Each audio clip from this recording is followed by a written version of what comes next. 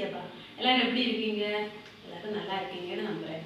இப்போ உலகத்தில் என்ன நடந்துட்டு இருக்குன்னு எல்லாருக்குமே தெரியும். COVID-19 அப்படிங்கிற நோய் பரவல் காரணமாக நாம் வீட்டிலேயே பாதுகாப்பாக இருக்க வேண்டியது அவசியம்.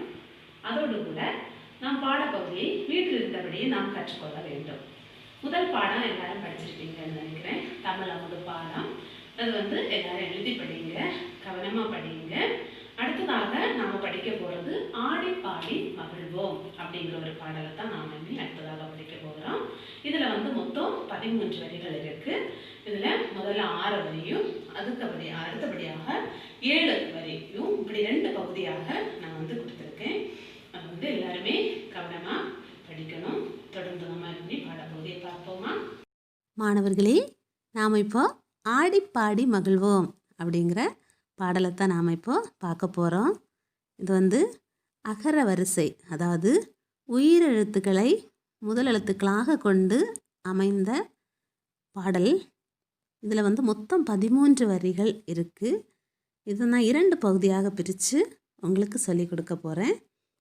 அது எப்படின்னா, முதல் பகுதியில் 6 வரிகளும், இரண்டாவது பகுதியில் 7 வரிகளுமாக 2 பகுதிகளாக சேர்த்து நான் உங்களுக்கு சொல்லித்தர போகிறேன். இப்போது நாம் முதல் 6 வரிகளை முதலாவதாக பார்க்க போகிறோம். முதல்ல நான் வாசிக்கிறேன், நீங்கள் கவனமாக கேளுங்க, சரியா?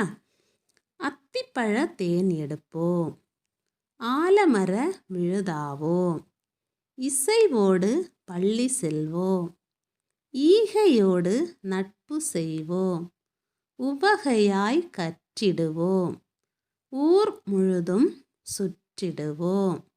நான் ஒரு தடவை வாசிக்கிறேன், இங்கே கவனமாக கேளுங்க. அத்திப்பழ தேன் எடுப்போம், ஆலமர விழுதாவோம், இசைவோடு பள்ளி செல்வோம், ஈகையோடு நட்பு செய்வோம், உவகையாய் கற்றிடுவோம், ஊர் முழுதும் சுற்றிடுவோம். இப்போ தான் இந்த பாடலுடைய பொருளை நான் சொல்கிறேன், கவனமாக கேளுங்க. அத்திப்பழ தேன் எடுப்போம். இதில் 3 வார்த்தைகள் இருக்குது. அத்திப்பழ தேன் எடுப்போம். அத்திப்பழம் அப்படின்னா எல்லாருக்குமே தெரியும், பார்த்துருப்பீங்க, சாப்பிட்ருப்பீங்க. தேனுங்கிற வார்த்தையும் எல்லாருக்கும் தெரியும். எடுப்போம் அப்படிங்கிற வார்த்தையும் எல்லாருக்கும் தெரியும். அத்திப்பழம் மிகுந்த சத்துக்களை உடையது.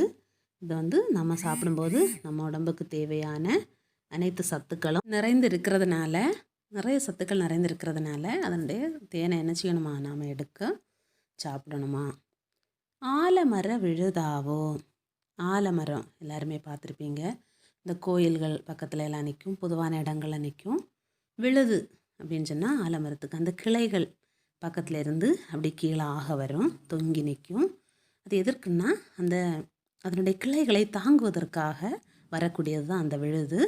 அது ஏன் அப்படி சொல்லியிருக்காங்கன்னா, நீங்களும் அந்த ஆலமரம் மாதிரி நீங்கள் இப்போ அம்மா அப்பாவங்கள படிக்க வைக்கிறாங்க, நிறைய அவங்களுக்கு எல்லா தேவைகளையும் இப்போ பண்ணி கொடுக்குறாங்க, அவங்கள நல்ல படிப்பை தராங்க. அதனால் நீங்களும் என்ன செய்யணுமா, அவங்களுடைய அந்த வயதான காலத்துலேயும் நீங்கள் என்ன செய்யணுமா, அவங்களுக்கு ஆலமர விழுதை போன்று நீங்கள் என்ன செய்ய வேண்டும், அவர்களுக்கு உதவி புரிய வேண்டும், சரியா? அடுத்து இசைவோடு பள்ளி செல்வோம். இசைவு அப்படின்னா விருப்பம், ஆர்வம், மகிழ்ச்சியாக.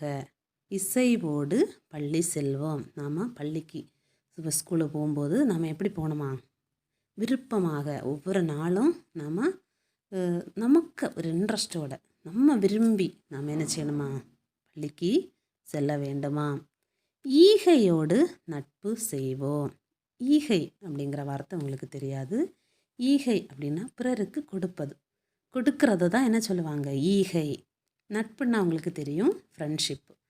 அதனால் நாம் ஒருத்தங்களை நம்ம ஃப்ரெண்ட்ஸாக இருக்கிறோன்னா அவங்களுக்கு நம்மளால் இயன்ற என்ன செய்யணுமா, உதவிகளை செய்து அவர்களுடைய நாம் என்ன செய்யணுமா, நட்பு வைத்து கொள்ள வேண்டுமா.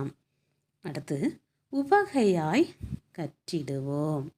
இப்போ உவகை அப்படின்னா மகிழ்ச்சி. நாம் மகிழ்ச்சியாக என்ன செய்ய வேண்டுமா, நமக்கு இருக்கக்கூடிய அந்த பாடப்பகுதிகளை கஷ்டம் என்று நாம் நினைக்காமல் நாம் ஒவ்வொரு பாடப்பகுதிகளையும், இப்போ ஒவ்வொரு சப்ஜெக்ட் இருக்கும், சில சப்ஜெக்ட் கொஞ்சம் கஷ்டமாக இருக்கும், அதையெல்லாம் நாம் என்ன செய்யக்கூடாது, பார்க்கக்கூடாது.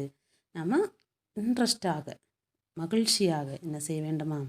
பாடப்பகுதிகளை கற்றுக்கொள்ள வேண்டுமாம். அடுத்து ஊர் முழுதும் சுற்றிடுவோம். இப்போது எல்லா ஊர்களையும் பார்க்குறதுக்கு எல்லாருக்கும் பிடிக்கும் தானே? அப்போ நீங்கள் என்ன பண்ணணும்னா நல்லா படிக்கணும். சரியா? உங்கள் பாடப்பகுதிகளை எல்லாம் நல்லா படிச்சிங்கன்னா இந்த கொரோனா இந்த டைம் முடிச்சதுக்கப்புறமா உங்கள் அம்மா அப்பா எங்கன்னு செய்வாங்க? உங்களை எல்லா ஊர்களையும் சுற்றி பார்க்குறதுக்காக கூட்டிகிட்டு போவாங்க. மகிழ்ச்சி தானே? இப்போ இந்த பாடப்பகுதி உங்களுக்கு புரிஞ்சிருக்கும்னு நினைக்கிறேன். நல்லா படிங்க, எழுதி படிங்க. சரியா? மாணவர்களே, இந்த பாடப்பகுதி உங்களுக்கு புரிஞ்சிருக்கும்னு நினைக்கிறேன். நல்லா படிங்க. இது முதல் பகுதி. இனி அடுத்து 2வது பகுதியை நீங்கள் இனி தொடர்ச்சியாக பார்க்கலாம். நன்றி மாணவர்களே.